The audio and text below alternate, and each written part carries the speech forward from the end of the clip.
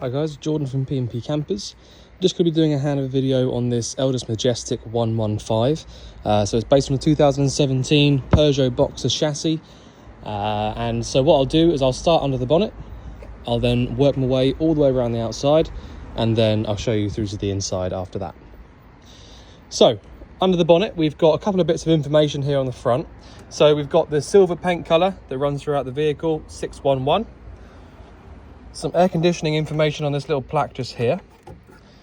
We've then got two chassis plates over here. Now this one on the right is the one that you need to look at. So this is the one that has the uprated chassis numbers and stuff like that on it. This is the original Peugeot one. This is the Elddis one after it was converted. On these newer cabs, they do put all of your sort of fluids and things like that all over here on the left hand side. So you've got right on the very left, you've got your washer fluid, power steering fluid, coolant, brake fluid, and engine oil. Your engine oil dipstick is this one just down here. And that's about all of the sort of, top up fluids that you can get to just there. You have got air conditioning in this van, so your aircon re-gas pipes are just here at the back. Your air filter sits under this little cap just here, this little circular box. All right, and the only other thing to point out is that on these newer cabs, the engine battery sits under the floor in the actual cab itself. So if you want to jump start the van, you've got a little cover just here, which covers up the positive terminal. Just literally closed it over like an idiot. It's a little bit awkward to do with one hand, but basically your positive terminal is just there, as you saw just then, and then you've got your negative terminal up here. Okay, so to jump start the van, you've got positive terminal there, negative up here.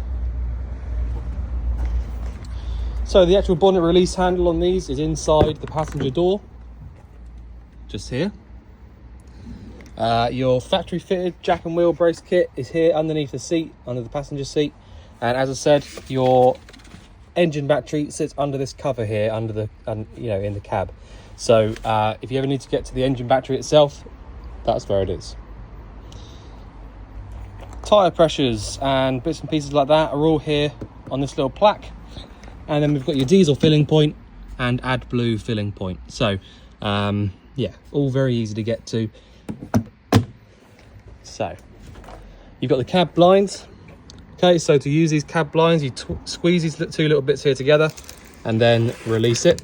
Make sure that you're nice and gentle with these, as they are quite fragile. But basically push it all the way over until you can't go any further, and it will lock in place with the magnet. Pull it back again, and just make sure that it's all sort of tucked in nicely. And make sure you hear that little click. Okay, so just making sure that you're nice and gentle with those is probably the most important thing. Because they are only thin plastic. Okay, so the gas locker here, we've got space in here for two 6-kilo propane bottles. At the moment, we've only got the one in here. This is just what we give away with every motorhome. So this is a full bottle. So to turn the gas bottle on, we go anti-clockwise around to the left to turn it on, clockwise round to the right, all the way down, we'll turn it off. So couple of things to point out with this particular van. You've got an auto gas point just down here, and the hose that comes off the back of that is this one that's laying down the bottom here. So if you ever wanted to fit refillable gas bottles, you've already got the filling point connected up, so you can literally just pop that onto the top of the bottle to the filling point, and you'll be able to use an LPG refilling bottle. I would imagine the previous owner has taken that with them, hence why they've not left it in here. So yeah, so make sure that you turn the gas off before you start driving, and that's about it really. I'll leave the gas on for now so I can show you a few bits working inside.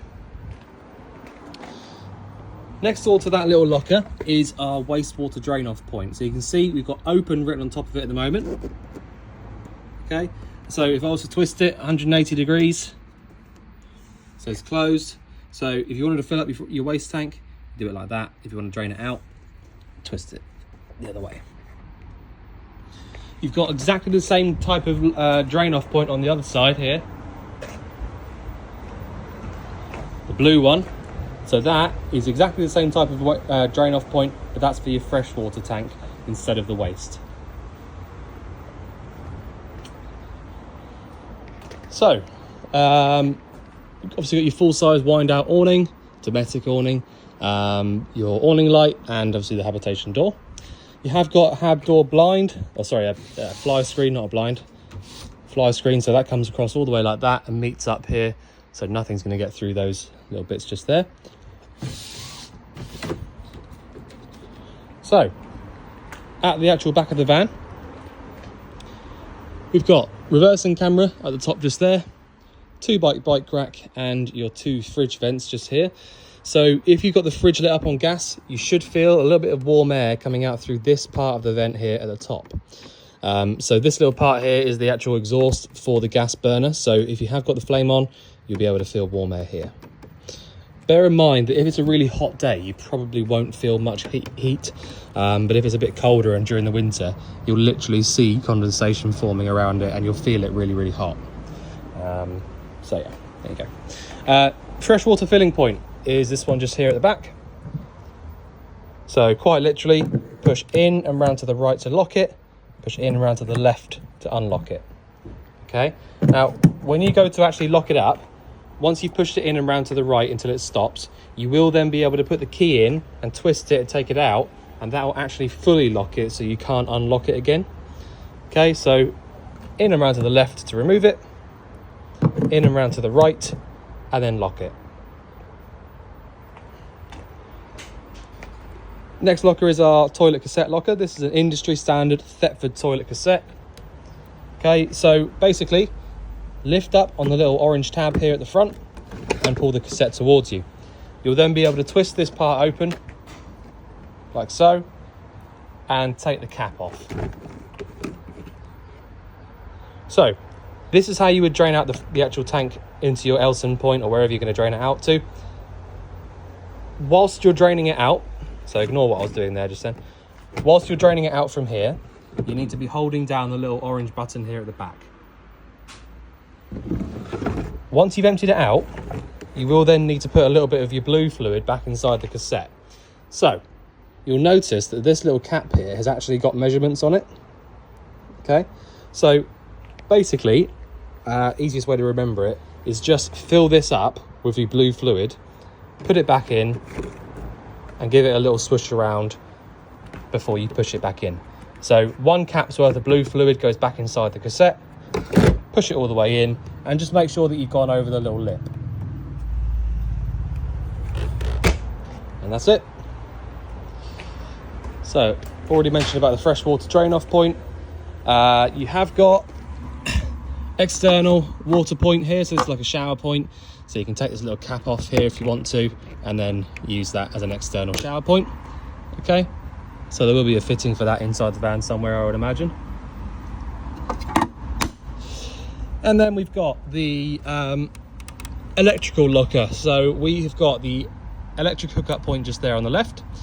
So the idea with these ones is that you can have the hookup plugged in and then run the cable out through this little gap down here so that you can still completely close the locker and lock it whilst you're hooked up on the mains. So that's why Elddis have always done this sort of locker, and I think it's a really good idea. To the right of that, we've also got your leisure battery. So you know, we've got no issues with this leisure battery at the moment whatsoever, working really, really well. You have got a factory fitted solar panel as well, so this is always going to be getting some nice charge coming in from that. So I think that's about it for the outside. So what I'll do is I'll jump into the cab and then I'll show you a few bits in here. So on the door itself, we've got your electric adjusting windows and your electric adjusting mirrors. So you select which mirror you want to move and then just literally move it around like a joystick. So it's really easy. To the right of the steering wheel here, we've got your headlight adjustments and your fog lamp. If for whatever reason you ever get an EML light on, so an engine management light come on, behind this little cover here is where your OBD reader is. So just pointing that out really. We've obviously not had an issue with that, but you know, just pointing it out. So, in the cab, because you're on the Peugeot chassis, you do have the steering wheel controls. So you have also got the original standard head unit there, which, by the way, is the sort of top spec one. So you've got the you can connect your phone up to it. You've got all that sort of stuff, and a little screen as well. So it's a really nice little unit. I think at this age, 2017, I think they still had the option to go for a much cheaper version of that screen. So having the more modern one is quite a nice little touch. So we've got the auto headlights just here. So I've just left it on auto because most people would. Below that, we've got your cruise control stalk as well. So this cab is actually really well spec'd up.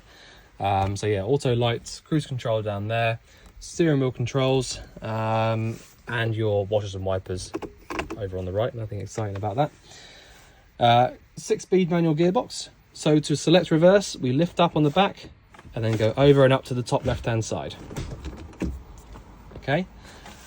Your reversing camera screen is this one just up here. So obviously no rear mirror, because not really much to see out the rear mirror anyway. So that's why they tend to change them for those. Air conditioning gets turned on and off with this little button here. And then all of the rest of it is just so self-explanatory. You don't need me to explain it. So yeah, you've got an auxiliary point and a USB point underneath here, just in case you didn't notice. And obviously, when I said about the cab blinds, you have also got the front windscreen blinds as well. And basically to lock together in the middle, they've just got a little magnetic strip running all the way down. So they'll meet in the middle and then lock together. So what I'll do is I'll just jump out and then walk around. I need to start from over there anyway.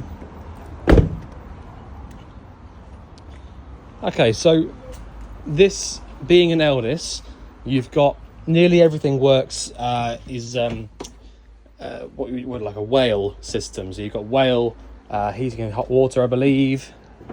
Yeah, I'll get to that in just a minute. And yeah, so everything else so basically this particular motorhome is like a ridiculously high spec. So you've got air conditioning on the roof, which by the way is not a cheap extra. So having that up there is really handy. It's a proper Dometic unit as well. It's not some cheap unit. So it's like the best one you can get, really. As I said, you've got the standard factory fitted Truma controller. Now I will say one thing, which is that on this controller here, you can probably tell that you've got 4 cables coming out the bottom of it. Now on the top left hand side of this controller, you can see it's got 1 and 2.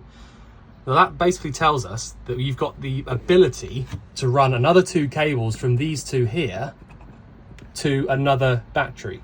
So in the future, if you wanted to, you could, or we could for you, you could run an extra cable which runs to the engine battery as well as the leisure. So that's completely up to you if you want to do that, but you have got the ability to do that because it is a dual controller. So you've got the ability to charge. So you've got 2 cables here from the solar panel and then 2 cables here going to the leisure. So you have got the ability to run another cable down to the engine battery so that your solar panel is charging both batteries at the same time. Okay, so just pointing that out, you can do that if you want to. So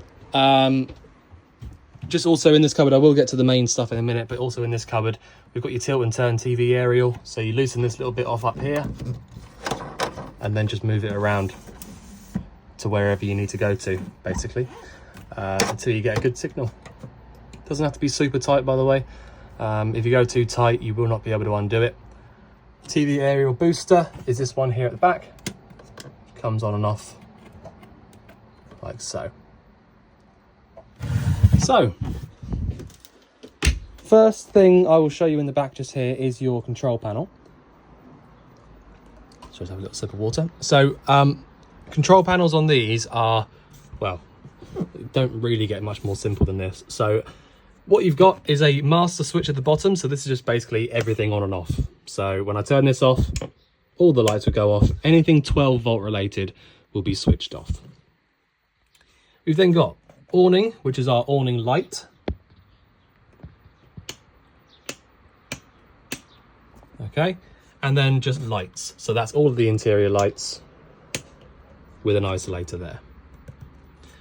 We've then got a little scale at the top here, which all the time that we've got the master switch on, is telling us the voltage inside the leisure battery. So we're on just over 12 volts, which is actually a really good voltage, bearing in mind we've got nothing charging up the battery right now. One, I'm underneath the canopy at the end, so we do not have any sunlight on the roof, so that solar panel is going to be doing nothing at all. And there's no hookup cable plugged in, so there's no charging going on at all. So just being on 12 volts is absolutely fine for that. If we were hooked up on the mains, you might expect it to look up about sort of 14 volts, which is a charging voltage. And if you're outside and it's really sunny, then you might see it go up to about 13 with the solar panel. The other part of the gauge there is the bottom half, which says water, which when I press this button just here and hold it, it shows us that we've got a full water tank, and so we will then be able to use the water going through the taps. On the right hand side, we've got water pump and tank heater. So if it's coming up to winter time and you want to keep the tanks warm and stop them from freezing, you can turn it on from that switch just there. And if you want to use your water pump, you turn this little button on here. Now, I've got the water pump switch turned on and it's not running, okay? So the fact that it's not running when I've got it switched on tells us that there's no leaks and there's nothing nasty going on with the water system. The water pump in this van is a inline pump, which means that it works on pressure. So it will not turn itself off unless it gets to a certain pressure, and then it will allow itself to switch off. So long story short, if it can't get to pressure, it won't turn off. So in other words, if it's got a leak somewhere, it won't turn itself off. So the fact that I've got the water pump switch turned on and it's not running tells us that we've got no leaks and everything's fine. So the next thing I can do is draw the water through the tap. So lift up on the cold side first, pump's kicked in, twist it over to the left for the hot side, and then hopefully when I turn this tap off, pump turns itself off as well, which it did straight away. So that little process just there is probably, you might not think it, but it's probably the most important thing that you can do. And I'll explain that in a bit more detail now. So you've got a hot water system in this van, okay? And you do need to make sure that the boiler is actually full of water before you start trying to use it. The heating is separate. You can do the heating whenever, however you want to. But when it comes to the hot water, you need to make sure that you've actually got water in the tank. Now, the only way to do that, the only way to check that you've got water in the boiler is to do what I've just done there. If you can see water coming through the hot side of the tap and it's coming through nice and clearly and not coughing and spluttering and going all over the place, then it means that the boiler is full. The reason that works is because the boiler is basically first in line before the taps for the hot side of the system. So when I'm trying to draw the water through on the hot side of the tap, it's running through the boiler first before it gets here. So if that boiler isn't full, it will fill itself up first before it starts coming out through the tap. So seeing that it's coming through nice and clearly like that proves to me that the boiler is completely full to the top and it's allowing the water to come through here. As I say, if the boiler wasn't full up, when you do that, you would literally lift the tap up and it would just be coughing and spluttering and going everywhere. It's perfectly normal, but it just means that the boiler isn't full yet. So to fill the boiler up, if that is the case, if you find that you can't get any water coming through and you know that you've got water in the tank, just literally leave it open. Just leave the tap on and wait a minute or two for it to start coming through like this. But that's it. So that is the hot water system, and that's how you need to sort of double check it before you use it. We've got a 3-burner hob at the top just here, an ignition switch just here, which does the 3 burners, the grill and the oven. So the ignition does all of those things. Bit tricky with one hand to do this, so I won't do it because the valves are over there and the button's over here. But you have got bottom left, bottom right and top right. So they're your 3 gas burners along the side just here. Now you've also got the electric ring at the back. So in other words, if you've got the electric hookup plugged in, you will then literally just be able to choose what number you want to use. And it will just start getting hot. So that's an electric, mains electric sort of electric ring there at the back. Now, the only thing I would say is that, I mean, this is all self-explanatory stuff, so I don't really spend much time on it, but it is really important that you allow this whole area to cool down before you put the glass lid back down. Now, for obvious reasons, you wouldn't put the glass lid down on top of a flame or when the electric ring's on, but it's also really important to make sure that you allow it to all cool down. You know, if you've been using one of these burners for half an hour, switch it off and then put the glass lid straight down, I can pretty much guarantee you that it will shatter. So just allow it to cool down first. You don't have to, it doesn't have to be completely freezing cold, but just allow it to cool off a bit before you put the glass lid straight down. It's not the end of the world if it does shatter, by the way. We can get hold of these, but it's just a bit of a mess when it does. So just thought I'd point that out. Oven and grill, similar sort of idea really. I don't really show it normally. So you've got the grill on the left hand side there with the ignition switch. Only thing I do mention about the grills is that because the igniter is on the left hand side of the grill there, if I zoom in a little bit, oh, too far. If you see at the back of the grill, you've got a little white bit sort of sticking out. Okay, now that's the igniter. So the reason I'm pointing that out is that what will happen is when you try and light the grill up, the left hand side will always light up. It will just go straight on the left hand side. You might find every now and again that it won't wrap around and light the other side up as well, because the ignition's only on one side. So if that's the case and it only lights up one side, just blow in there with your mouth just to get a little bit more oxygen in there, and it will normally just wrap around and then start working fine. Okay, so just thought I'd point that out. The oven is completely different, where it should just literally work straight away. I can do this with one hand. There you go. But because the oven flame is in one strip and it hasn't got to go around and light another side up, the oven always lights up fine. But because the grill has the ignition on one side and not on the other, sometimes it struggles to wrap around. So that's the only thing I'd say. And that's the same on all motorhomes, by the way. It's not just this one. It's just the way the grills are. Right, under here, we have got a bit of pipe work, nothing interesting. And we've got your gas isolators. So the one at the top is the oven and grill. Second one down is the 3 burners at the top. And the third one down is the fridge. So if you wanted to isolate the gas from any appliances specifically, sort of like one by one, then you can do that from there. The only reason that we would ever normally use those, just so that you know, is really it's for us when we're, you know, if we find a gas, there's a gas leak somewhere, then we can isolate the individual appliances one by one to determine what is leaking. So realistically, you don't really need to use those. If you want to isolate the gas, turn the bottle off from outside. That's the best way to isolate the system, and it stops all the gas coming in from to inside altogether. Right, the fridge. This is a Dometic 3-way fridge. So this is, well, I mean, industry standard again, but as I say, pretty much everything Dometic and Whale, so really good quality kit. Now, with these fridges, they are very simple if you don't overcomplicate them. All right? So sometimes you can really overcomplicate these things when you really don't need to. So, on the left-hand side, we've got your energy selector. Okay? Ignore this side for now. So this is our energy selector. So we've got mains electric, 12-volt electric, which is your engine running, and gas. Okay? Now, the only 2 ways that this fridge will get cold from warm is mains electric or gas. So for now, we'll just focus on these 2.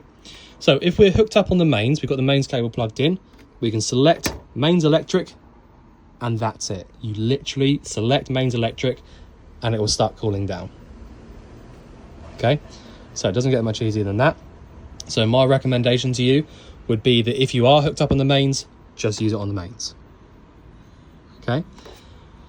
The gas, the only other option that will get the fridge cold, if you go all the way down to the bottom, so the gas is the most powerful way to get the fridge cold, okay? So if you've got the gas on, you should be able to use your ignition switch on the right-hand side, whilst pressing on your gas valve here at the same time. When you do that, watch your little gauge here, and hopefully it will start going up once the gas flame lights up.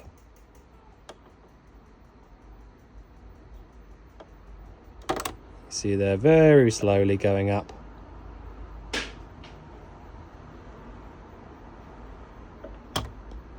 And basically, eventually, it will start going up into the green.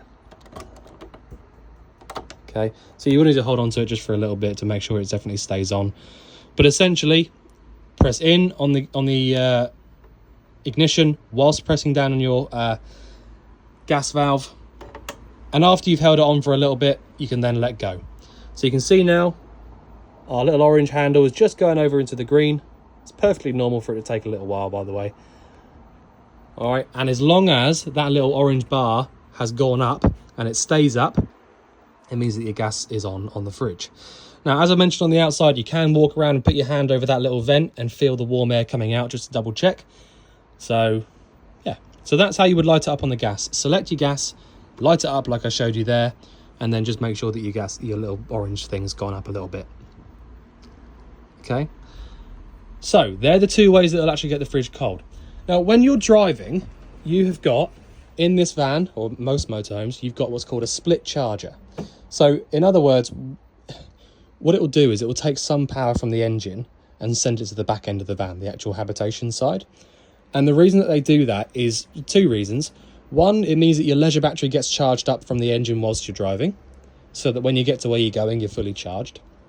But it also means that there's another cable that runs back to the fridge, so that when you're driving, you select 12 volt. So, for obvious reasons, you can't use the gas and you can't use the mains when you're driving. Okay, gas needs to be turned off. Mains cable obviously can't be plugged in when you're driving. So the only way to keep the fridge cold whilst you're on the move is to select 12 volt or split charge. Okay, so the idea is that you get the fridge cold first before you leave to wherever you're going to go to, either on the gas or on the mains, and then just switch over to 12 volt just for whilst you're driving. All right, that's the way that you have to use all motorhome fridges. Doesn't matter what one it is, it's the exact same.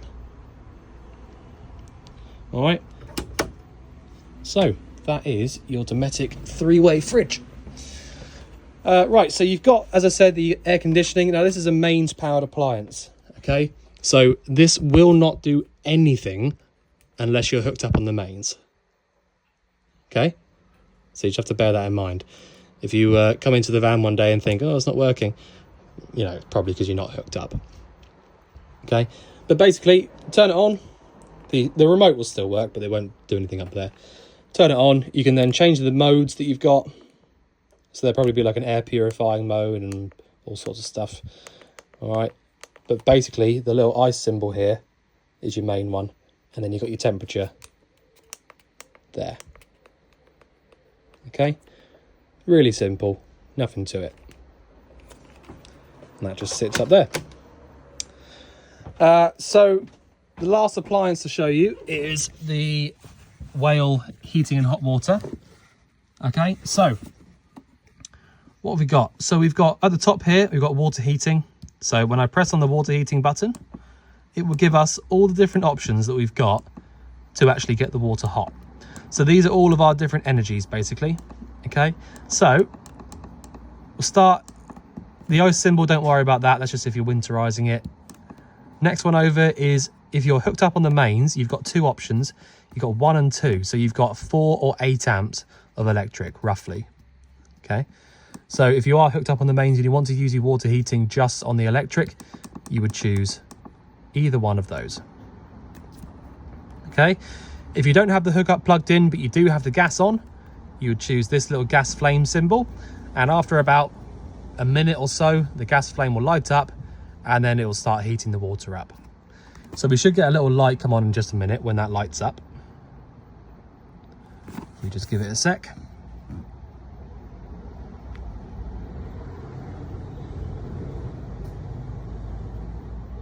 There we go. So you got a little gas flame symbol come on just there telling you that it has lit. So Yeah, so just showing you that that's working fine. So that's the water heating at the top, okay? We've then got the heating. So this works in a very, very similar way. The only difference is that you've got electric 1, 2, and 3 on this. Okay, so electric 3 is a little bit overkill really, because I think it draws quite a lot of power. I think it's nearly like 10 amps. So just bear that in mind, it draws a lot of power from 3.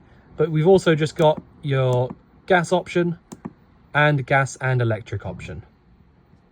Okay, so if I choose gas, we can then change our temperature.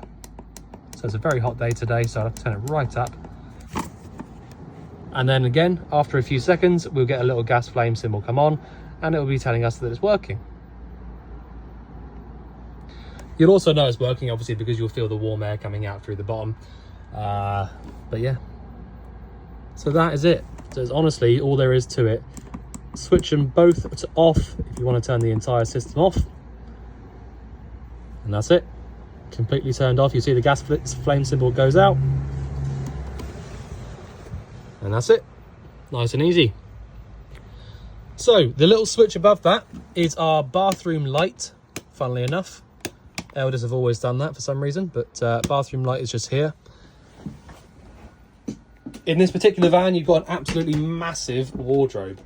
I mean, it's one of the biggest wardrobes I've ever seen in my life. So really, really good size. This is your external shower point that I was talking about that you can plug in. And then you've got loads of paperwork for the van inside this folder here. Winter covers for the fridge covers, fridge vents, bin for on the door, original carpets, and a few spares that the previous owner has left behind for you, so you can have a look through all of that. In the bathroom, which is the last thing that I need to show you, the only part that I generally explain is the toilet, because the rest of it's just literally hot and cold tap. So, you know, you don't really need me to explain how a hot and cold tap works. Okay, so very simple on that.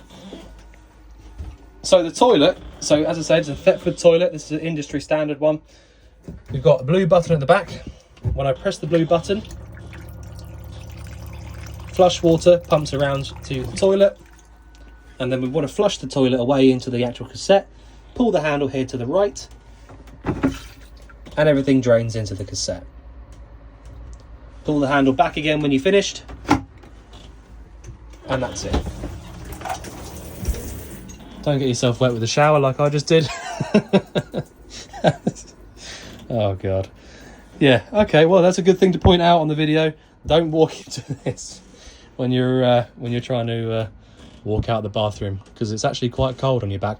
Although I will say it's a very hot day, so I'm not too upset about it. So anyway, so yeah, so just a blue button at the back there for the flush, and then your grey handle there for draining it into the cassette. So nice and easy. Don't get a wet back like I did. And there you go. So just to point out as well, just because I'm hearing it right now, don't forget that when you use the water heater or the boiler or the heating or whatever, it will run on for a little while before it turns itself off. So at the moment it's still, you know, chucking out a bit of air. Perfectly normal. It will just cool itself off before it switches off. So just bear that in mind. Don't worry about it. It's not sort of still running or anything like that. But yeah, so I'll clean that water up in a second because I've just made the floor soaking wet. And yeah, so I think I've covered everything. If there's anything I've missed out, then just give us a shout. But otherwise, look forward to seeing you soon. Thanks very much.